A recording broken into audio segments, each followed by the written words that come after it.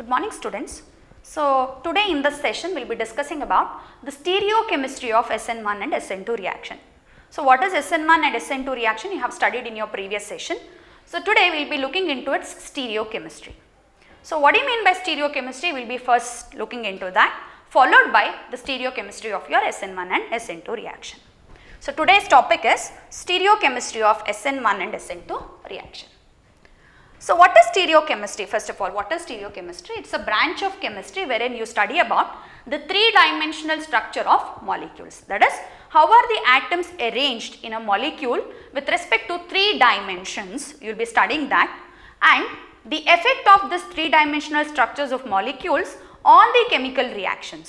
ಅದು ಎರಡರ ಬಗ್ಗೆನೂ ಸ್ಟಡಿ ಮಾಡೋದೇ it's the branch of chemistry, that is your stereochemistry. So what is stereochemistry? It is a branch of chemistry that deals with the study of three-dimensional structure or arrangement of atoms in a molecule, three-dimensional structure of molecules and its effect on the chemical reactions.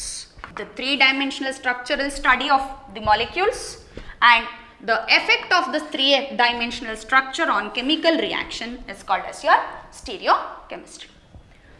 So before going to the stereochemistry of SN1 and SN2 reaction, we have to study about 8 important concepts of stereochemistry, followed by we will be letting into the concept of SN1 and SN2 reaction.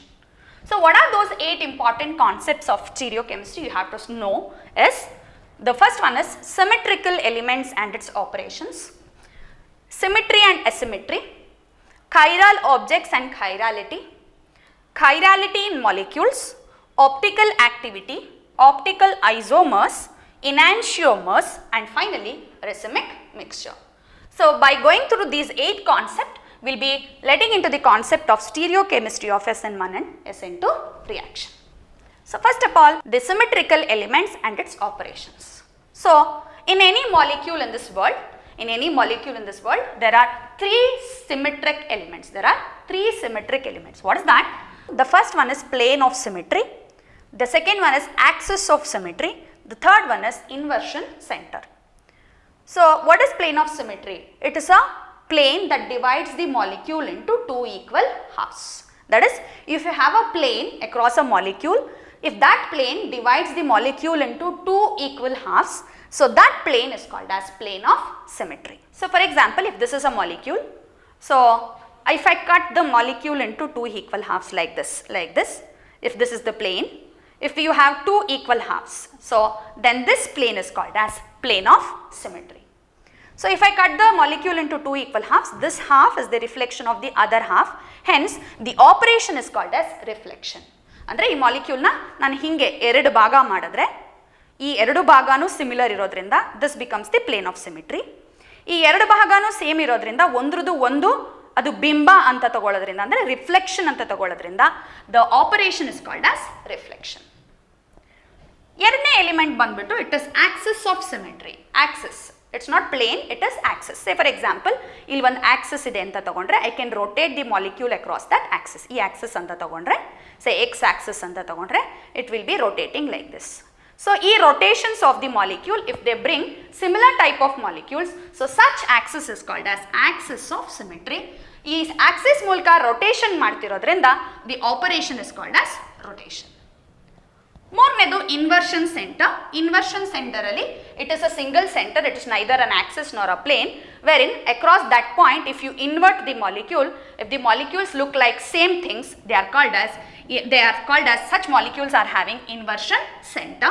So and the operation inversion ಮಾಡ್ತಿರೋದ್ರಿಂದ they are called as, the operation is called as inversion. ಹಾಗಾಗಿ plane of symmetry ಎರಡು ಭಾಗವಾಗಿ ಮಾಡುವಂತ ಒಂದು plane, if it is present in the molecule, the plane of symmetry ಅಂತ ಕರಿತೀವಿ. Operation ಬಂದ್ಬಿಟ್ಟು reflection, ಒಂದ್ರದ್ದು ಒಂದು ಬಿಂಬ.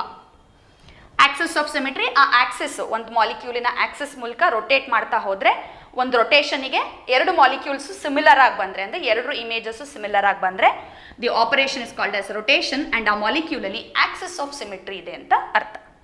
ಮೂರನೇದು ಇನ್ವರ್ಷನ್ ಸೆಂಟರ್, ಯಾವುದಾದ್ರೂ ಒಂದು ಸೆಂಟರ್ ತಗೊಂಡು ಆ ಮಾಲಿಕ್ಯೂಲ್ನ ಇನ್ವರ್ಟ್ ಮಾಡಿದ್ರೆ if it is having the similar images, ಎರಡಕ್ಕೂ ಸೇಮ್ ಇಮೇಜಸ್ ಬಂದರೆ ಅದರಲ್ಲಿ ಇನ್ವರ್ಷನ್ ಸೆಂಟರ್ ಇದೆ ಅಂತ ಅರ್ಥ. And the operation is called as inversion, ಅದನ್ನು ಇನ್ವರ್ಷನ್ ಅಂತ ಕರಿತೀವಿ. ಸೊ ಹಾಗಾಗಿ ಯಾವುದೇ ಮಾಲಿಕ್ಯೂಲ್ ತಗೊಂಡ್ರು ಇಡೀ ವರ್ಲ್ಡಲ್ಲಿ it should have all these three. It will be having either this of the elements, that is plane of symmetry, axis of symmetry ಮತ್ತು inversion centre. And ಅದ್ರದ್ದು ರೆಸ್ಪೆಕ್ಟಿವ್ ಆಪರೇಷನ್ಸ್ ಏನು, reflection, rotation, inversion. The next concept we have to study symmetry and asymmetry in molecules. ಈ ಮೂರು elements ನಾವೇನು ತಗೊಂಡಿದ್ದೀವೋ ಇವು ಮೂರಲ್ಲಿ ಯಾವುದಾದ್ರೂ ಒಂದು ಎಲಿಮೆಂಟು ನಮ್ಮ ಮಾಲಿಕ್ಯೂಲಲ್ಲಿದ್ದರೆ such molecules are called as symmetric molecules. ಈ ಮೂರರಲ್ಲಿ ಯಾವುದಾದ್ರೂ ಒಂದಿದ್ರೆ ಸಾಕು, either the plane of symmetry ಇದ್ರೆ ಮಾಲಿಕ್ಯೂಲಲ್ಲಿ, ಅಥವಾ ಆಕ್ಸಿಸ್ ಆಫ್ ಸಿಮೆಟ್ರಿ ಇದ್ರೆ, ಅಥವಾ ಇನ್ವರ್ಷನ್ ಸೆಂಟರ್ ಇದ್ರೆ, it is called as, the molecule is called as symmetric molecules. ಈ ಮೂರೂ ಇಲ್ಲ ಅಂದರೆ ಯಾವುದಾದ್ರೂ ಮಾಲಿಕ್ಯೂಲಲ್ಲಿ it doesn't have plane of symmetry ಅಥವಾ ಆಕ್ಸಿಸ್ ಆಫ್ ಸಿಮೆಟ್ರಿ ಅಥವಾ ಇನ್ವರ್ಷನ್ ಸೆಂಟರ್, ಮೂರೂ ಇಲ್ಲ ಅಂದರೆ such molecules are called as asymmetric molecule. So at least ಒಂದು ಸಿಮೆಟ್ರಿಕಲ್ ಎಲಿಮೆಂಟ್ ಇದ್ದರೆ, ಇದರಲ್ಲಿ ಯಾವುದ್ರಲ್ಲಾದರೂ ಒಂದು ಪ್ಲೇನು, ಆಕ್ಸಿಸ್ ಅಥವಾ ಇನ್ವರ್ಷನ್ ಸೆಂಟರ್ ಇದ್ದರೆ ಸಿಮೆಟ್ರಿಕಲ್ ಮಾಲಿಕ್ಯೂಲು. ಇದು ಯಾವುದೂ ಇಲ್ಲ ಅಂದರೆ it is called as asymmetrical molecules. The next concept you have to study is chiral objects and chirality. So it's a new concept for you, chiral, the word chiral. So chiral is with respect to first ನಾನು ತಗೊಳ್ತೀನಿ objects, next with respect to molecules ತಗೊಳ್ತಾ ಇದ್ದೀನಿ. So chiral objects ಅಂದರೆ ಏನು ಅಂತ ನೋಡೋಣ. So chiral objects are those objects whose mirror images are non-superimposable on each other. ಅಂದರೆ ಒಂದ್ರ ಮೇಲೆ ಇನ್ನೊಂದನ್ನು ಇಂಪೋಸ್ ಮಾಡಿದಾಗ if they do not impose properly exactly they are called as chiral objects. Say for example your hands, your right hand and your left hand. They are mirror images of each other. ಒಂದಕ್ಕೊಂದು ಹಿಂಗೆ ಪಕ್ಕ ಇಟ್ಕೊಂಡ್ರೆ they are mirror images of each other. ಹೌದಾ? Yes. ಇದನ್ನು ಒಂದ್ರ ಮೇಲೆ ಒಂದು ನಾನು ಇಟ್ಟಾಗ they are not superimposing on each other. ಅಂದರೆ your right hand small finger is on your left hand's big finger, that is your thumb. ಈ ಕಡೆ ನೋಡಿದ್ರೆ right hand thumb it is on your left hand small finger. ಅಲ್ಲಿಗೆ they are not superimposing on each other exactly. So such objects ಯಾವುದ್ರನ್ನ ಒಂದ್ರ ಮೇಲೆ superimpose ಮಾಡಿದಾಗ exactly superimpose ಆಗೋದಿಲ್ವೋ, ಅಂದರೆ ಎಕ್ಸಾಕ್ಟಾಗಿ ಅದನ್ನು ಒಂದ್ರ ಮೇಲೆ ಒಂದು ಇಡೋದಕ್ಕಾಗೋದಿಲ್ವೋ, such objects are called as chiral objects. So ಹಾಗಾಗಿ what are chiral objects? These are the objects whose mirror images are non-superimposable on each other. ಆಗಲೇ ಎಕ್ಸಾಂಪಲ್ ಕೊಟ್ಟಂಗೆ ಯುವರ್ ಹ್ಯಾಂಡ್ಸ್ ಒಂದ್ರ ಮೇಲೆ ಒಂದನ್ನು, although they are mirror images, ಒಂದ್ರ ಮೇಲೆ ಒಂದನ್ನು superimpose ಮಾಡೋಕ್ಕಾಗಲ್ಲ. ಸೊ ಅಂಥ ಆಬ್ಜೆಕ್ಟ್ಸ್ನ you call it as your chiral objects. ಯಾವುದ್ರದ್ದು ಮಿರರ್ ಇಮೇಜಸ್ನ ಸೂಪರ್ ಇಂಪೋಸ್ ಮಾಡಬಹುದೋ ಅದನ್ನು chiral objects ಅಂತ ಕರಿತೀವಿ. ಸೊ ಸೂಪರ್ ಇಂಪೋಸ್ ಆಗಲಿಲ್ಲ ಅಂದರೆ, ನಿಮ್ಮ ಹ್ಯಾಂಡ್ಸ್ ತೊಗೊಂಡ್ರೆ ಸೂಪರ್ ಇಂಪೋಸ್ ಆಗಲಿಲ್ಲ ಅಂದರೆ they are chiral. Superimpose ಆದರೆ they are called as your chiral objects. Say for example ball, ಒಂದು ಬಾಲ್ ತೊಗೊಂಡ್ರೆ ಅದರದ್ದೊಂದು ಮಿರರ್ ಇಮೇಜ್ ಅಂತ ತೊಗೊಂಡ್ರೆ ಇನ್ನೊಂದು ಬಾಲ್ ಥರನೇ ಕಾಣಿಸ್ತಿರುತ್ತೆ. ಆ ಬಾಲ್ನ ಅದ್ರ ಮೇಲೆ ಸೂಪರ್ ಇಂಪೋಸ್ ಮಾಡಿದ್ರೆ exactly it comes over the same, super impose ಆಗುತ್ತೆ, ಎಕ್ಸಾಕ್ಟ್ ಅದೇ ಥರ ಇರುತ್ತೆ. ಹಾಗಾಗಿ they are called as chiral objects. ಅದನ್ನು chiral objects ಅಂತ ಕರಿತೀವಿ. chiral objects are those whose mirror images are superimposable on each other. For example, your ball. ಒಂದು ball ತೊಗೊಂಡ್ರೆ, ಸೇ ಫಾರ್ ಎಕ್ಸಾಂಪಲ್ ಇದು ಒಂದು ಬಾಲ್ ಅಂತ ತೊಗೊಂಡ್ರೆ, ಇದ್ರದ್ದು ಮಿರರ್ ಇಮೇಜ್ ಅಂತ ತೊಗೊಂಡ್ರೆ, ಅಂದರೆ ಒಂದು ಮಿರರ್ ಇಟ್ಟರೆ ಅದರಲ್ಲಿ ಮಿರರಲ್ಲಿ ಹೇಗೆ ಕಾಣುತ್ತೆ ಇಮೇಜ್ ಅಂತ ತೊಗೊಂಡ್ರೆ obviously it looks like the same thing, ಇದೇ ಥರ ಕಾಣುತ್ತೆ. ಸೊ ಒಂದ್ರ ಮೇಲೆ ಒಂದನ್ನು ಸೂಪರ್ ಇಂಪೋಸ್ ಮಾಡಿದ್ರೆ ಇಟ್ ಇಸ್ ಸೂಪರ್ ಇಂಪೋಸಿಬಲ್. ಹಾಗಾಗಿ ಬಾಲ್ ಅಂತ ತೊಗೊಂಡ್ರೆ, ಎಕ್ಸಾಂಪಲ್ ಬಾಲ್ ಅಂತ ತೊಗೊಂಡ್ರೆ they are chiral objects. Human hands ಅಥವಾ ಹ್ಯೂಮನ್ ಫೀಟ್ ಬೇಕಾದ್ರೂ ತೊಗೋಬೋದು. ಹ್ಯೂಮನ್ ಫೀಟ್ ಅಂತ ತೊಗೊಂಡ್ರೆ you can observe they are mirror images of each other. ಹಾಗಾಗಿ ಅದನ್ನು ಸೂಪರ್ ಇಂಪೋಸ್ ಮಾಡೋಕ್ಕಾಗಲ್ಲ. ಹಾಗಾಗಿ chiral objects ಅಂತ ಕನ್ಸಿಡರ್ ಮಾಡ್ಬೋದು. Here you can take example as human hands and feet. ಇಲ್ಲಿ ಎಕ್ಸಾಂಪಲ್ ತಗೊಳ್ಳೋದಾದರೆ ಬಾಲ್, ವೇಸ್, ಫ್ಲವರ್ ವೇಸ್ ತೊಗೊಂಡ್ರೆ ಅದ್ರದ್ದು ಮಿರರ್ ಇಮೇಜ್ ತೊಗೊಂಡ್ರೆ ಅದನ್ನು ಒಂದ್ರ ಮೇಲೆ ಒಂದು ಸೂಪರ್ ಇಂಪೋಸ್ ಮಾಡ್ಬೋದು. ಹಾಗಾಗಿ these are the examples for chiral objects, these are the examples for chiral objects. So this is about the chiral objects. And now what is chirality? This property, what is the property? The non-superimposability of an objects mirror image on each other, ಈ property ಏನು discuss ಮಾಡ್ತಿದ್ದೀವೋ that property are phenomenon, ಏನು phenomenon ನಾವು discuss ಮಾಡ್ತಿದ್ದೀವೋ that phenomenon is called as your chirality. So what is chirality? Phenomenon. Remember, chirality is a phenomenon. What is that phenomenon? It is the non-superimposability of mirror images of an object on each other. That phenomenon is called as your chirality. So what is chirality in molecules? The next concept we are going to discuss is chirality in molecules. The same thing, this chirality phenomenon, that is the concept, is applied. If it is applied to organic molecules, they are called as chirality in molecules. And then ಒಂದು molecule ತಗೊಂಡು ಆ ಮಾಲಿಕ್ಯೂಲಿನ mirror image ಬರ್ಕೊಂಡಾಗ ಆ mirror images if they don't superimpose on each other, such molecules are called as chiral molecules. Say for example, carbon is attached to 3-4 different types of atoms A, B, D, E. ಇದ್ರ mirror image ಬರ್ಕೊಳ್ಳೋದಾದ್ರೆ mirror image is symbolise like this, ಈ ಥರ symbolise ಮಾಡ್ತೀವಿ mirror ಇಮೇಜ್ನ. ಇದ್ರ mirror image ಬರ್ಕೊಳ್ಳೋದಾದ್ರೆ carbon ಈ ಕಡೆ ಏನು ಬರಬೇಕು, ಇಲ್ಲೇನಿದೆಯೋ ಅದೇ ಕಾಣಿಸ್ತಾ ಇರುತ್ತೆ, ರೈಟ್? ಸೊ ಮಿರರ್ ಇಮೇಜ್ ಅಂದರೆ ಒಂದು ಮಿರರ್ ಇಟ್ಟಾಗ ಹೇಗೆ ಕಾಣುತ್ತೆ, ಇಲ್ಲಿ ಇ ಇದ್ದರೆ ಇಲ್ಲೇ ಇ ಕಾಣುತ್ತೆ, followed by D, followed by B, ಮೇಲ್ಗಡೆ ಇರೋದು ಎ. ಸೊ ಲೈಕ್ ದಿಸ್, ಈ ಥರ ತಗೊಂಡ್ರೆ ಮಾಲಿಕ್ಯೂಲು ಈ ಥರ, ಈ ಕಡೆ ಎಲ್ಲೋ ಇದೆ, ಇದು ಇ ಅನ್ಕೊಬೇಕು, ಇದು ಡಿ, ಇದು ರೆಡ್ ಕಲರ್ ಇರೋದು ಬಿ, ಮೇಲಿರೋದು ಎ. ಇದ್ರ ಮಿರರ್ ಇಮೇಜ್ ಅಂತ ತಗೊಂಡ್ರೆ ಇದ್ರ ಮಿರರ್ ಇಮೇಜ್ ಹೀಗೆ ಕಾಣಿಸುತ್ತೆ, ಮಿರರ್ ಇಮೇಜ್ ಹೀಗೆ ಕಾಣಿಸುತ್ತೆ, ಕಾಣಿಸ್ತಾ ಇದೆಯಾ, ರೈಟ್? ಇಲ್ಲಿ ಯೆಲ್ಲೋ ಕಲರ್ ಇದೆ, ಈ ಕಡೆನೂ ಯೆಲ್ಲೋ ಕಲರ್ ಇದೆ, ಇಲ್ಲಿ ಮುಂದೆ ಆರೆಂಜ್ ಇದೆ, ಇಲ್ಲೂ ಮುಂದೆ ಆರೆಂಜ್ ಇದೆ. ಸೊ ಈ ಕಡೆ ಬಿ ಇದೆ, ಆ ಕಡೆಗೆ ಬಿ ಇದೆ, ಮೇಲೆ ಬ್ಲೂ, ಮೇಲೆ. So these are the mirror images of each other. ಕಾಣಿಸ್ತಾ ಇದೆಯಾ, ಕಾಣಿಸ್ತಾ ಇದೆಯಾ? Mirror image of each other. Orange ಇದ್ರೆ ಆರೆಂಜ್, ಎಲ್ಲೋ ಇದ್ರೆ ಎಲ್ಲೋ, ಆ ಕಡೆ ರೆಡ್ ಇದೆ, ಸೊ ಈ ಕಡೆ ರೆಡ್ ಇದೆ, ಮೇಲ್ಗಡೆ ಬ್ಲೂ ಆಟಮ್ಸ್. ಸೊ ನೀವು ನೋಡ್ತಿರ್ಬೋದು ಎಲ್ಲ ಇಲ್ಲೂ ಅಷ್ಟೇ, ಇಲ್ಲಿ ಅಟ್ಯಾಚ್ ಆಗಿರೋ ಎಲ್ಲ atoms they are different colour ತೊಗೊಂಡಿದ್ದೀನಿ ಅಂದರೆ ಅರ್ಥ, ದೀಸ್ ಆರ್ ಡಿಫ್ರೆಂಟ್ ಆಟಮ್ಸ್ ಅಂತ. So mirror images of each other, they are non super impossible. ಒಂದನ್ನು ಒಂದ್ರ ಮೇಲೆ ಸೂಪರ್ ಇಂಪೋಸ್ ಮಾಡಿದ್ರೆ they are non super impossible. ಹಾಗಾಗಿ such molecules are called as chiral molecules. So what are chiral molecules? These are the molecules whose mirror image is non-superimposable on each other. So ಆಗಲೇ mirror image ತೋರಿಸಿದ್ದೀನಿ ನಿಮಗೆ, this is the mirror image, ಎರಡು mirror image ನೋಡಿ, mirror image super impose ಮಾಡಿದ್ರೆ ಹೇಗೆ ಕಾಣುತ್ತೆ? Although blue ಮೇಲೆ blue ಬರ್ತಾ ಇದೆ, ಆರೆಂಜ್ ಮೇಲೆ ಆರೆಂಜ್ ಬರ್ತಿದೆ. If I just rotate the molecule, you can observe red ಮೇಲೆ ಯೆಲ್ಲೋ, ಯೆಲ್ಲೋ ಮೇಲೆ red, which means that it is not superimposable. ಇಲ್ಲಿ ಎರಡೂ ಸೇಮ್ ಬಂದ್ರೂ ಇಲ್ಲಿ ನೀವು ಅಬ್ಸರ್ವ್ ಮಾಡ್ತಿರ್ಬೋದು, ಯೆಲ್ಲೋ ಮೇಲೆ ಯೆಲ್ಲೋ ಬರಬೇಕಿತ್ತು, ರೆಡ್ ಮೇಲೆ ರೆಡ್ ಬರಬೇಕಿತ್ತು, but it is not coming like that, which means that it is non super impossible. ಆಗಲೇ ತೋರಿಸಿದಾಗೆ this is your mirror image, ಕಾಣಿಸ್ತಾ ಇದೆ. ಸೂಪರ್ ಇಂಪೋಸ್ ಮಾಡಿದ್ರೆ ಇಲ್ಲಿ ಸೂಪರ್ ಇಂಪೋಸ್ ಆಗ್ತಿದೆ, ಇಲ್ಲಿ ಸೂಪರ್ ಇಂಪೋಸ್ ಆಗ್ತಿದೆ, ಬಟ್ ಇಲ್ಲಿ it is not superimposing, ಒಂದ್ರ ಮೇಲೆ ಒಂದು ಕರೆಕ್ಟಾಗಿ ಕೂರ್ತಿಲ್ಲ, which means that these are non super impossible mirror images of each other. So such molecules whose mirror images are non super impossible are called as chiral molecules. So chiral moleculesನ identify ಮಾಡೋದಕ್ಕೆ ಇನ್ನೂ ಒಂದು method ಇದೆ. So that is you have to identify the chiral carbon. You have to identify the chiral carbon. ಏನು chiral carbon ಅಂದರೆ? chiral carbon ಅಂದರೆ carbon which is attach to, ಅದ್ರ valency ನಿಮಗೆ ಗೊತ್ತು, ಅದ್ರ valency 4. a carbon which is attached to 4 different groups. 4 different groups are called as chiral carbons. Say for example, ಇಲ್ಲಿ carbon ನೀವು ತಗೊಂಡ್ರೆ ಈ carbon it is attached to A, B, D and E. You have to consider this as different groups. ಹಾಗಾಗಿ this carbon which is attached to 4 different groups are called as chiral carbon. ಇದಕ್ಕೆ ಬೇರೆ ಬೇರೆ ಹೆಸರಲ್ಲೂ ಕರೀತಾರೆ. asymmetric carbon ಅಂತಾನೂ ಕರೀತಾರೆ, stereo center ಅಂತಾನೂ ಕರೀತಾರೆ. all mean one and the same. That is, a carbon which is attached to 4 different groups are called as chiral carbon, asymmetric carbon, or it is also called as stereo center.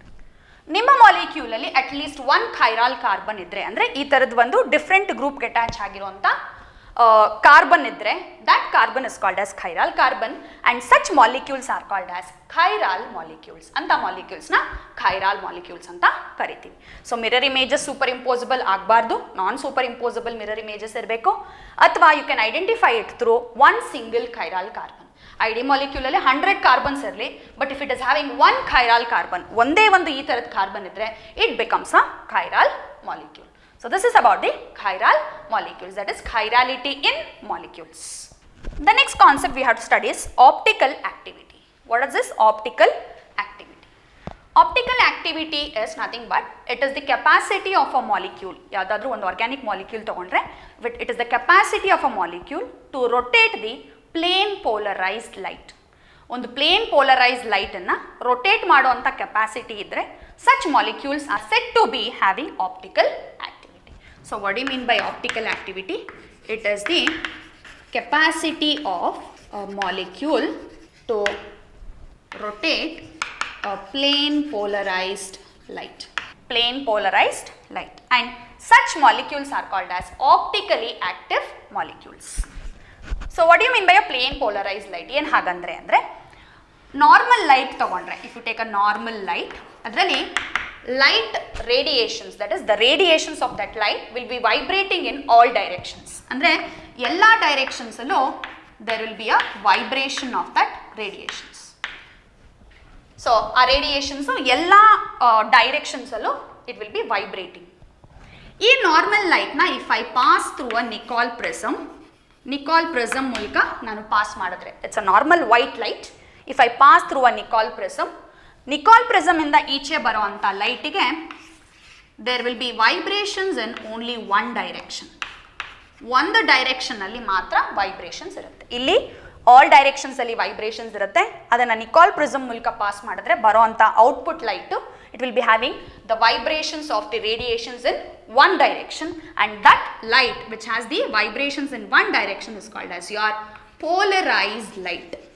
E polarized light na nama molecules, so if it rotates, such molecules are called as optically active molecules.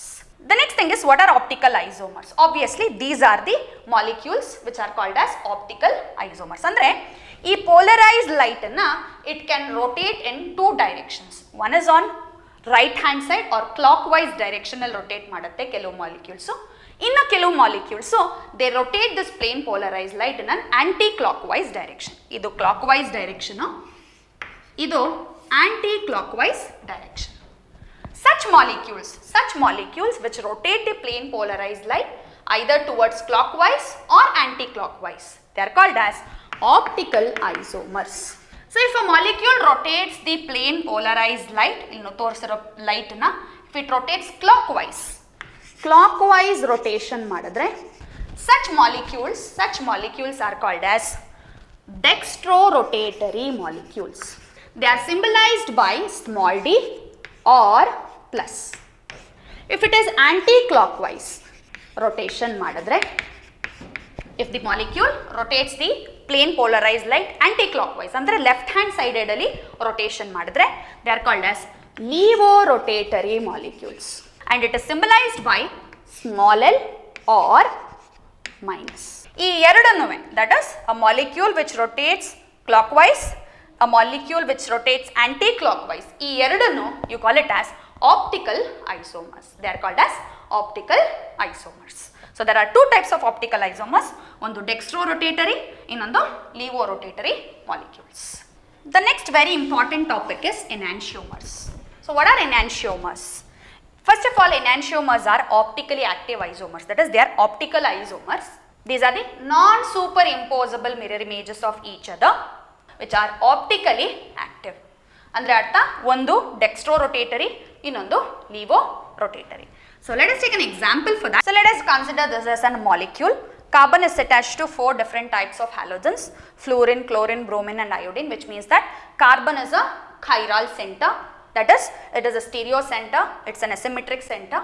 Andre idu chiral molecule anta aitu, this is a chiral molecule. Idru mirror image ತಗೊಂಡ್ರೆ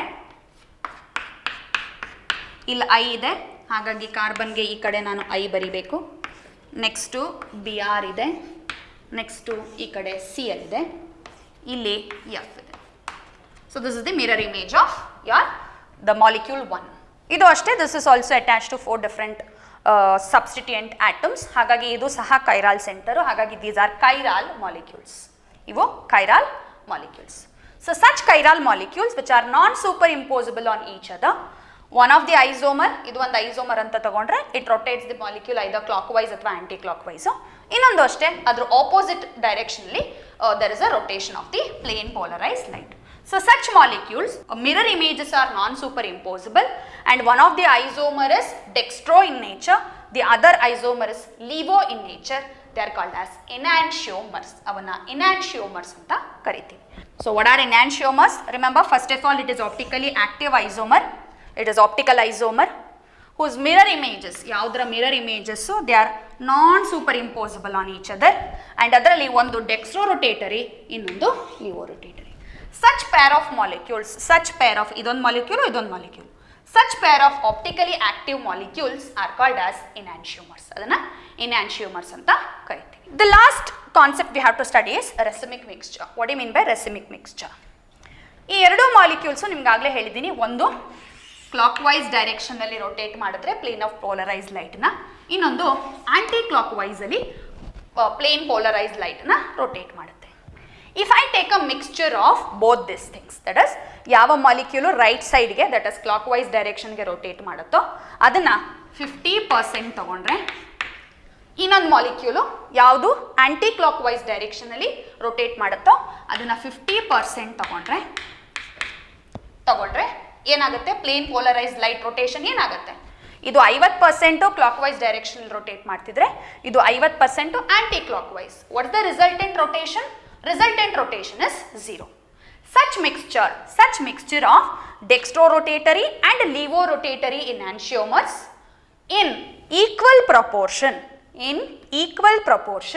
whose resultant rotation is 0 is called as racemic mixture. Adana racemic mixture anta karitivi. So racemic mixture andre eno? The equal proportion of D and L isomer. D andre dextrorotatory, L andre levorotatory. So it is a equimolar mixture of equimolar andre idu 50% idre idu 50% irbeku. D and L isomer whose resultant rotation of plane polarized light, rotation of plane polarized light andre optical activity anta karibodu. Optical activity is 0 is called as your racemic mixture. ಯಾಕೆ 0 ಆಗುತ್ತೆ ಅಂತ ಈಗ ತಾನೇ ಹೇಳಿದ್ದೀನಿ. ಇದು 50 ಭಾಗ ಇರೋದ್ರಿಂದ ಇದು 50 ಭಾಗ ರೈಟ್ ಸೈಡಿಗೆ ರೊಟೇಟ್ ಮಾಡ್ತಾ ಇರುತ್ತೆ ಕ್ಲಾಕ್ ವೈಸ್ಗೆ, ಇದು 50 ಭಾಗ ಇರೋದ್ರಿಂದ ಪ್ಲೇನ್ ಪೋಲರೈಸ್ ಲೈಟನ್ನು 50 ಭಾಗ ಲೆಫ್ಟಿಗೆ ರೊಟೇಟ್ ಮಾಡ್ತಿರುತ್ತೆ. ಅಲ್ಲಿಗೆ ರಿಸಲ್ಟೆಂಟು ಇಟ್ ವಿಲ್ ಬಿ 0. ಅಂದರೆ rotation, plane of rotation that is plane polarise ಲೈಟಿನ ರೊಟೇಷನ್ನು 0 ಆಗುತ್ತೆ. ಸೊ ಹಾಗಾಗಿ ಈ ರೆಸಿಮಿಕ್ ಮಿಕ್ಸ್ಚರ್ನ I can call it as optically inactive. ಅಂದರೆ it doesn't rotate the plane of plane polarise light. ಹಾಗಾಗಿ racemic mixture is optically inactive. ಹಾಗಾಗಿ plane polarise ಲೈಟನ್ನು rotate ಮಾಡಲ್ಲ, ಹಾಗಾಗಿ it is optically inactive. Optical activity measure ಮಾಡೋದಕ್ಕೆ, that is if you have a compound, if it is optically active ಆಗಿದೆಯಾ ಇಲ್ವಾ ಅಂತ ನೋಡೋದಕ್ಕೆ ಏನು ಬೇಕು, ಕೈರಾಲ್ ಸೆಂಟರ್ ಇರಬೇಕು. ಅದರಲ್ಲಿ it should have a chiral centre ಇದ್ರು ಅದು ಆಪ್ಟಿಕಲಿ ಆಕ್ಟಿವ್ ಡೆಕ್ಸ್ಟ್ರೋನಾ ಲೀವೋನಾ ಅಂತ ನೋಡೋಕ್ಕೆ you have an operators that is used. Higher ಲೆವೆಲಲ್ಲಿ you will be studying about that experiment, that is degree ಲೆವೆಲಲ್ಲಿ you have that experiment and that experiment is called as polarimeter. ಅದನ್ನು polarimeter ಅಂತ ಕರಿತೀವಿ. Polarimeter is an apparatus which measures the angle of rotation. Angle of rotation nu measure ಮಾಡುತ್ತೆ, as well as it measure whether the given compound is dextro or levo. ಅಂದರೆ right ಸೈಡ್ಗೆ clock wise ಡೈರೆಕ್ಷನಲ್ಲಿ rotate ಮಾಡ್ತಿದೆಯಾ ಅಥವಾ ಆ್ಯಂಟಿ clock wise ಡೈರೆಕ್ಷನಲ್ಲಿ rotate ಮಾಡ್ತಿದೆಯಾ ಅಂತ measure ಮಾಡುವಂಥ operators for a given compound is called as polarimeter. So now let us discuss about the stereochemistry of SN1. SN1 ಅನ್ನು ನೋಡೋಣ. If I take an optically active alkyl halide, so stereochemistry discuss ಮಾಡ್ತಿರೋದ್ರಿಂದ we have to take an optically active alkyl halide. So which is that alkyl halide I am taking? So this is an optically active alkyl halide. So this carbon star will represent ಮಾಡ್ತಾರೆ. Remember, wherever on a carbon if you have a star mark, it means that is a chiral center. ಅದು chiral center ಅಂತ ಅರ್ಥ. ಅಂದರೆ that carbon is attached to 4 different substituent groups. So ಇಲ್ಲಿ ನೋಡ್ಬೋದು, this carbon is attached to 4 different substituent groups. ಮೊದಲನೇದು ethyl, methyl, ಒಂದು hydrogen, ಇನ್ನೊಂದು halogen. So ಹಾಗಾಗಿ this is a chiral carbon. ಹಾಗಾಗಿ this molecule is optically active. So SN1 mechanism ನೀವು already ಓದಿದ್ರ. It has 2 steps. ಮೊದಲನೇದು ಫಾರ್ಮೇಷನ್ ಆಫ್ ಕಾರ್ಬೋಕೇಟಯಾನ್, ಎರಡನೇದು attack of nucleophile. So first ಸ್ಟೆಪ್ಪಲ್ಲಿ ಏನಾಗುತ್ತೆ, there is a step 1. You know what is step 1? Formation of carbocation. So ಏನಾಗುತ್ತೆ, halogen easy leaving group, it leaves the molecule, as the result you get a carbocation. ಅದಕ್ಕೆ ಮುಂಚೆ ಈ ಸ್ಟ್ರಕ್ಚರಲ್ಲಿ ನಾನು ನಿಮ್ಗೆ ಹೇಳಬೇಕು, this thick line tells that this methyl group is above this board, ಅಂದರೆ towards you ಇದೆ. ಈ dotted lines tells that this hydrogen is back side of this board, ಹಿಂದ್ಗಡೆ ಇದೆ ಅಂತ ಅನ್ಕೊಬೇಕು. ಆ್ಯಂಡ್ ಈ X ಮತ್ತು ಈ C2H5 ಅಂದರೆ ಮಾಮೂಲಿ ಸಿಂಪಲ್ ಲೈನ್ಸ್ ಬರ್ದಿದ್ದೀನಲ್ಲ, that is on the board ಅಂತ ಅನ್ಕೊಬೇಕು, right? So remember this, the thick line is towards you, this dotted line is backwards, ಹಿಂದ್ಗಡೆಗಿದೆ. ಈ ಎರಡು ಇನ್ ದಿ ಪ್ಲೇನ್ ಇದೆ ಅಂತ ಅನ್ಕೊಬೇಕು, ಜಸ್ಟ್ ಲೈಕ್ ದಿಸ್. ಓಕೆ, ಇದು C2H5, ಇದು X, they are in plane ಮೇಲಿದೆ. ಇದು towards you, this is your CH3. ಇದು ಹೈಡ್ರೋಜನ್ನು ಬಿಹೈಂಡ್ ದಿ ಬೋರ್ಡ್ ಇದೆ ಅಂತ ಅನ್ಕೊಬೇಕು. ಸೊ ಬೋರ್ಡ್ 2 ಡೈಮೆನ್ಷನಲ್ ಆಗಿರೋದ್ರಿಂದ you have use this type of representation to represent a 3 dimensional molecule on a 2 dimensional board. So ಇದು X, ಇದು C2H5, ಇದು CH3, ಹಿಂದ್ಗಡೆ orange colour ಕಾಣ್ತಿದೆಯಲ್ಲ, ಇದು ಹೈಡ್ರೋಜನ್. ಈಗ ಏನಾಗಬೇಕು, ಫಸ್ಟ್ ಸ್ಟೆಪ್ಪು ಫಾರ್ಮೇಷನ್ ಆಫ್ ಕಾರ್ಬೋಕೇಟಯಾನ್ ಆಗುತ್ತೆ. So X is an easy living group, it has been eliminated to get a carbocation. Now the next step is step 2, it is attack of nucleophile attack ಮಾಡಬೇಕು. So which is the nucleophile ನೋಡೋಣ. Now this nucleophile has a chance of attacking this carbocation carbon either from the upwards or from the downwards. That is, this is ಈ carbon ನೀವು observe ಮಾಡ್ತಿರೋದು, this is sp2 hybridized carbon. This is sp2 hybridized carbon. ಅಂದರೆ the structure of this carbocation trigonal planar, ಅಂದರೆ carbon ಇಲ್ಲಿದ್ರೆ ಇಲ್ಲಿ CH3, ಇಲ್ಲಿ C2H5, ಇಲ್ಲಿ hydrogen. ಅಂದರೆ ಎಲ್ಲ ಆಟಮ್ಸ್, ಇಲ್ಲಿರೋ ಎಲ್ಲ ಆಟಮ್ಸು ದೇ ಆರ್ ಇನ್ ಒಂದು ಪ್ಲೇನಲ್ಲಿ ಇದೆ.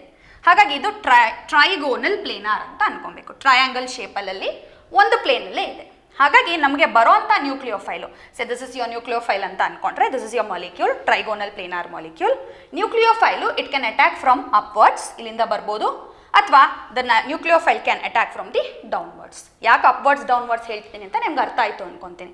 Because this molecule is planar, this is planar, trigonal planar.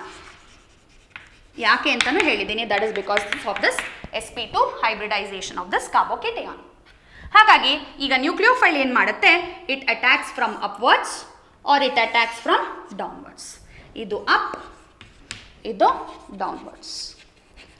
ಹಾಗಾಗಿ you have a possibility of getting 2 types of isomers. 2 ಥರದ ಐಸೋಮರ್ಸ್ ಬರೋ ಒಂದು ಚಾನ್ಸ್ ಇದೆ. ಒಂದು ಅಪ್ವರ್ಡ್ಸಿಂದ ಅಟ್ಯಾಕ್ ಆದರೆ ಒಂದು ಐಸೋಮರು, ಇನ್ನೊಂದು ಡೌನ್ವರ್ಡ್ಸಿಂದ ಅಟ್ಯಾಕ್ ಆದರೆ ಇನ್ನೊಂದು ಐಸೋಮರು. ಸೊ ಹಾಗಾಗಿ 2 ಐಸೋಮರ್ ಬರುತ್ತೆ. So one is attack of nucleophile from upwards, the other one is from downwards, ಮೇಲಿಂದ ಹಾಗೆ ಕೆಳಗಿಂದ. ಸೊ ಹಾಗಾಗಿ ಏನಾಗುತ್ತೆ, 2 ಐಸೋಮರ್ಸ್ ಬಂದಿದೆ. ಒಂದು ನಿಮ್ಮ ಮಾಲಿಕ್ಯೂಲ್ ಹೇಗಿತ್ತು, ಅಂದರೆ starting reactant molecule 3 dimensional structure ಹೇಗಿತ್ತೋ ಹಾಗೆ ಇರುತ್ತೆ. That is in place of X you will be having nucleophile, that's it. ಅದು ಮಾತ್ರ ಚೇಂಜಸ್ ಇರುತ್ತೆ. ಇನ್ನೊಂದು, ದಟ್ ಇಸ್ ಇನ್ನೊಂದು ಟೈಪ್ ಆಫ್ ಅಟ್ಯಾಕ್ ಆದಾಗ ಬರ್ತಿರೋ ಇನ್ನೊಂದು molecule, it will be opposite in its configuration, ಅಂದರೆ ನ್ಯೂಕ್ಲಿಯೋಫೈಲು ಆಪೋಸಿಟ್ ಡೈರೆಕ್ಷನಲ್ಲಿ ಇರುತ್ತೆ. ಸೊ ಹಾಗಾಗಿ ಮೊದಲನೇದು ಅಂದರೆ ಯಾವುದರ ಸ್ಟ್ರಕ್ಚರು ನಮ್ಮ ಸ್ಟಾರ್ಟಿಂಗ್ ಮಾಲಿಕ್ಯೂಲ್ ಥರನೇ ಇತ್ತೋ ಆ ಮಾಲಿಕ್ಯೂಲೇ ಸೇಮ್ ಬಂದಿರೋದ್ರಿಂದ this is called as, this phenomenon is called as retention. ಯಾವ ಮಾಲಿಕ್ಯೂಲು ಆಪೋಸಿಟ್ ಕಾನ್ಫಿಗರೇಷನ್ ತಗೊಂತೋ ಅದನ್ನು ಇನ್ವರ್ಷನ್ ಅಂತ ಕರಿತೀವಿ. So I can observe this reactant molecule, ಇಲ್ಲಿ ನೋಡಿ, ಇಲ್ಲಿ X ಜಾಗದಲ್ಲಿ ನ್ಯೂಕ್ಲಿಯೋಫೈಲ್ ಇದೆ, ಅದು ಬಿಟ್ಟು ಬಾಕಿ ಎಲ್ಲ ಸೇಮ್ ಇದೆ. That is the organisation of atoms is same like your first one. ಹಾಗಾಗಿ ಈ ಪ್ರಾಸೆಸ್ನ I call it as retention. ಇದು ನೋಡಿ, ಇದು ಅಬ್ಸರ್ವ್ ಮಾಡಿ, ದಿಸ್ ಇಸ್ ಆಪೋಸಿಟ್, ಅಂದರೆ ನ್ಯೂಕ್ಲಿಯೋಫೈಲು ಈ ಕಡೆಯಿಂದ ಬಂದು ಅಟ್ಯಾಕ್ ಆಗಿ ಈ ಗ್ರೂಪ್ಸ್ ಎಲ್ಲ ಏನಾಗಿದೆ, ಜಸ್ಟ್ ಲೈಕ್ ಎನ್ ಅಂಬ್ರೆಲಾ, ಒಂದು ಅಂಬ್ರೆಲಾ ಥರ ಆಪೋಸಿಟ್ ಡೈರೆಕ್ಷನ್ಗೆ ಹೋಗಿದೆ. ಸೊ ಇಲ್ಲಿಂದ ನ್ಯೂಕ್ಲಿಯೋಫೈಲ್ ಬಂದಿದೆ, ಈ ಗ್ರೂಪ್ಸ್ ಎಲ್ಲ ಆಪೋಸಿಟ್ ಡೈರೆಕ್ಷನ್ಗೆ ಹೋಗಿದೆ. ಹಾಗಾಗಿ ಇದನ್ನು ಇನ್ವರ್ಷನ್ ಅಂತ ಕರಿತೀವಿ. ಸೊ ರಿಟೆನ್ಷನು ಆಗಿದೆ, ಇನ್ವರ್ಷನು ಆಗಿದೆ. ಹಾಗಾಗಿ there is a possibility of 2 formation, that is 2 isomeric formation. ಮೊದಲನೇದು ರಿಟೆನ್ಷನಿಂದ ಬಂದಿರೋದು, same configuration as your reactant molecule. ಇನ್ನೊಂದು inversion, opposite to that of the configuration of your reactant molecule. ಹಾಗಾಗಿ ದಿಸ್ ಪ್ರಾಸೆಸ್, ದಟ್ ಇಸ್ ನಿಮ್ಮ SN1 mechanism ಅಲ್ಲಿ there is a retention and inversion of configuration.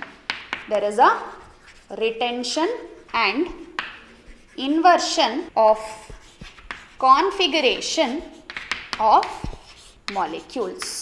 ರಿಟೆನ್ಷನಿಂದ ಬಂದಿರುವಂಥ isomer 50% ಬರುತ್ತೆ, ಹಾಗೆ inversion ಇಂದ ಬಂದಿರೋದು it will B 50%. And you should remember these are optically active isomers.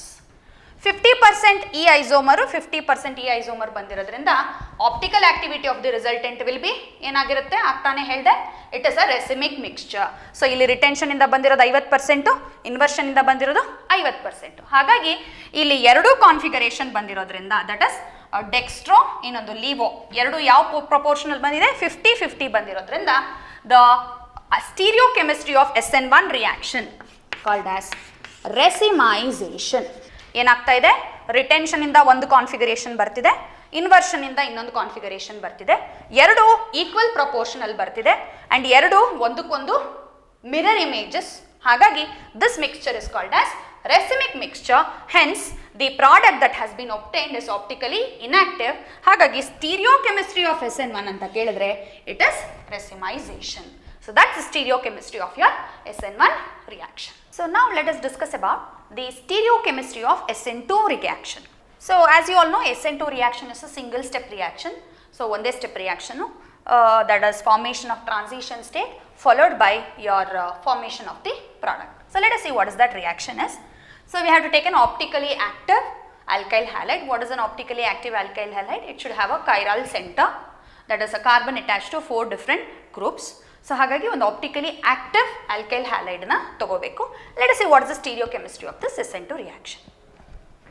So this is an optically active alkyl halide which has to undergo SN2 reaction.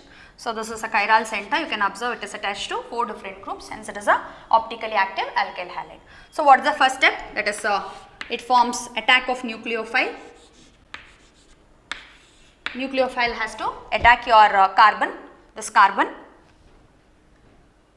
So as we have told you in your SN2 mechanism, it cannot attack from this side. ಈ ಕಡೆಯಿಂದ attack ಮಾಡೋದಕ್ಕಾಗಲ್ಲ. ಯಾಕೆ ನಿಮಗೆ ಗೊತ್ತು, here bromide that is also partially negative, this is partially positive. So this has to attack the center but not from front side. ಈ front side ಇಂದ ಆಗಲ್ಲ. ಯಾಕೆ ಅಂತ ನಿಮಗೆ SN2 ಮೆಕ್ಯಾನಿಸಮ್ ಅಲ್ಲಿ ಹೇಳಿದ್ದೀನಿ.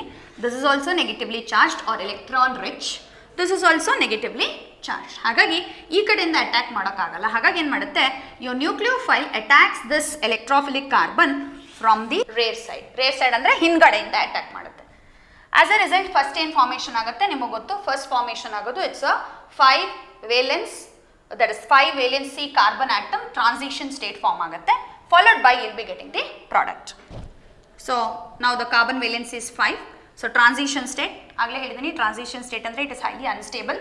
So the transition state is highly unstable. Hagage enagutte, it continues to get back into your product. So it forms your product. The product will be having the configuration that is opposite to that of your reactant molecule. Andre ಈ ಹಿಂದ್ಗಡೆಯಿಂದ nucleophile ಬಂದಿರೋದ್ರಿಂದ ಈ 3 atoms ಆಗಲೇ SN1 ಅಲ್ಲಿ ಹೇಳ್ದಂಗೆ ಒಂದು ಛತ್ರಿ ಥರ ಹೀಗೆ ಆಪೋಸಿಟ್ ಡೈರೆಕ್ಷನ್ಗೆ ಓಪನ್ ಆಗುತ್ತೆ. ಜಸ್ಟ್ ಲೈಕ್ ಎನ್ ಅಂಬ್ರೆಲಾ, ಈ ಕಡೆ ಇರೋ ಎಲ್ಲ ಗ್ರೂಪ್ಸು ಈ ಕಡೆಗೆ ಸ್ಟ್ರೆಚ್ ಔಟ್ ಆಗುತ್ತೆ. Just like an umbrella which has been stuck in the wind. ವಿಂಡಲ್ಲಿ ಸ್ಟಕ್ ಆದರೆ ಹೇಗಾಗುತ್ತೆ ಅಂಬ್ರೆಲಾ ನೋಡಿದಿರಲ್ವಾ, ಹೀಗಿದ್ರೆ umbrella if it is stuck to an wind it gets opposite side. ಹೆಂಗೆ ಹಿಂದ್ಗಡೆಗೆ ಎತ್ಕೊಳ್ಳುತ್ತೋ ಹಾಗೆ ಈ 3 ಗ್ರೂಪ್ಸ್ ಇಲ್ಲೇನಿದೆಯೋ it has been just opposite side of that thing in your product molecule. ಅದು ಹೀಗೆ ಕಾಣುತ್ತೆ. So that's your product. You can observe that. ಇಲ್ಲಿ 3 groups it is on your left hand side. Product ಅಲ್ಲಿ it is on your right hand side. ಅಂದರೆ ಏನಾಗಿದೆ, it has been inverted. The molecule has been inverted. So ಹಾಗಾಗಿ ಇಲ್ಲೇನಾಗ್ತಿದೆ process ಅಂದರೆ it is inversion ಆಗ್ತಾ ಇದೆ. ಅದೇ SN1 ಅಲ್ಲಿ you have 2 possibility. ಯಾಕಂದರೆ ಅಲ್ಲಿ ಟ್ರಾನ್ಸಿಷನ್ ಸ್ಟೇಟ್ ಅಲ್ಲ, ಅಲ್ಲಿ there is a reaction intermediate. ಯಾವುದದು reaction intermediate formed carbocation. ಹಾಗಾಗಿ ಅದು ಪ್ಲೇನಾರ್ ಆಗಿದೆ. ಹಾಗಾಗಿ there are 2 possibilities of nucleophilic attack, ಒಂದು ಮೇಲ್ಗಡೆಯಿಂದ ಇನ್ನೊಂದು ಕೆಳಗಡೆಯಿಂದ. ಹಾಗಾಗಿ ಇಲ್ಲಿ ನನಗೆ 2 ಪ್ರಾಡಕ್ಟ್ ಬರುತ್ತೆ SN1 ಅಲ್ಲಿ. ಬಟ್ ಇಲ್ಲಿ SN2 ನಲ್ಲಿ there is no reaction intermediate, instead there is a transition state. ಹಾಗಾಗಿ ಏನಾಗುತ್ತೆ, ನ್ಯೂಕ್ಲಿಯೋಫೈಲು ರೇರ್ ಸೈಡಿಂದ ಅಟ್ಯಾಕ್ ಆಗ್ತಿರೋದ್ರಿಂದ ಬರೋದು ಒಂದೇ product, and that is due to the inversion of configuration. And this inversion of configuration ಇಲ್ಲಿ ಏನು ನೋಡ್ತಿದ್ದೀವೋ call that as Walden inversion. A very important stereochemistry of your SN2 reaction. That is SN1 ಅಲ್ಲಿ ನೋಡಿದ್ವಿ 2 possibility ಇದೆ attack of ನ್ಯೂಕ್ಲಿಯೋಫೈಲ್ಗೆ. ಹಾಗಾಗಿ 2 product ಬರುತ್ತೆ. ಆ ಎರಡೂ ಪ್ರಾಡಕ್ಟು ಒಂದು ಡೆಕ್ಸ್ಟ್ರೋ ರೊಟೇಟರಿ ಆಗಿರುತ್ತೆ, ಇನ್ನೊಂದು ಲಿವೋ ರೊಟೇಟರಿ ಆಗಿರುತ್ತೆ. ಎರಡು ಸೇಮ್ ಪರ್ಸೆಂಟೇಜಲ್ಲಿ ಬರ್ತಿರೋದ್ರಿಂದ ಬಂದಿರೋ ಮಿಕ್ಸ್ಚರು ಇಟ್ ಇಸ್ ರೆಸಿಮಿಕ್ ಮಿಕ್ಸ್ಚರ್. ಹಾಗಾಗಿ ಸ್ಟೀರಿಯೋಕೆಮಿಸ್ಟ್ರಿ ಆಫ್ SN1ನ ರೆಸಿಮೈಸೇಷನ್ ಅಂತ ಹೇಗೆ ಕರೆದ್ವೋ ಹಾಗೆ ಇಲ್ಲಿ ಒಂದೇ ಒಂದು ಪಾಸಿಬಿಲಿಟಿ ಇರೋದ್ರಿಂದ ಅದು ಇನ್ವರ್ಷನ್ ಆಗಿರೋದ್ರಿಂದ you call this inversion as Walden inversion. So ಹಾಗಾಗಿ the stereochemistry of SN2 reaction is inversion. So think that this is the molecule. ಇದು ಬ್ರೋಮೈಡ್, ಇದು CH3, ಇದು ಹೈಡ್ರೋಜನ್, ಇದು C2H5 ಅಂತ ತಗೊಂಡ್ರೆ ಈ ಮಾಲಿಕ್ಯೂಲು ಏನಾಗ್ತದೆ, ನ್ಯೂಕ್ಲಿಯೋಫಿಲಿಕ್ ಅಟ್ಯಾಕ್ ಆಗಿ there is a 5 transitional state, that is 5 valencies transitional state ಬಂದಿದೆ. ಫಾಲೋಡ್ ಬೈ ಬರೋ ಅಂಥ product it will be like this. So ಇದು ರಿಯಾಕ್ಟೆಂಟ್ ಮಾಲಿಕ್ಯೂಲ್ ಅಂತ ತಗೊಂಡ್ರೆ ಇದ್ರ ಕಾನ್ಫಿಗರೇಷನ್ ಅಬ್ಸರ್ವ್ ಮಾಡಿ ಇಟ್ ಇಸ್ ಇನ್ವರ್ಟೆಡ್. ಹಾಗಾಗಿ ಇದನ್ನು ಇನ್ವರ್ಷನ್ ಅಂತ ಕರಿತೀವಿ. ವಾಟ್ ಟೈಪ್ ಆಫ್ ಇನ್ವರ್ಷನ್ ಅಂತ ತಗೊಂಡ್ರೆ ದಟ್ ಇಸ್ ವಾಲ್ಡನ್ ಇನ್ವರ್ಷನ್. ಅದೇ SN1 ಅಲ್ಲಾದರೆ ಇನ್ವರ್ಷನ್ನು ಬರುತ್ತೆ, ರಿಟೆನ್ಷನ್ನು ಬರುತ್ತೆ. ಅಂದರೆ ಏನು ಕಾನ್ಫಿಗರೇಷನ್ ಇತ್ತು ಅದು 50% ರಿಟೈನ್ ಆದರೆ ಏನು ಕಾನ್ಫಿಗರೇಷನ್ ಇದೆಯೋ ಅದು 50% ಇನ್ವರ್ಷನ್ ಆಗಿರುತ್ತೆ. ಹಾಗಾಗಿ ಅಲ್ಲಿ ರೆಸಿಮಿಕ್ ಮಿಕ್ಸ್ಚರ್ ಬರುತ್ತೆ. So stereochemistry of SN1 is racemisation. So ಹಾಗಾಗಿ stereochemistry of SN1 reaction is racemisation. Inversion, retention, racemisation ಬರುತ್ತೆ. SN2ನಲ್ಲಿ ಓನ್ಲಿ ಇನ್ವರ್ಷನ್, ಹಾಗಾಗಿ ಇಲ್ಲಿ ವಾಲ್ಡನ್ ಇನ್ವರ್ಷನ್ ಆಗುತ್ತೆ. So these are the stereochemistry of SN1 and SN2 reactions.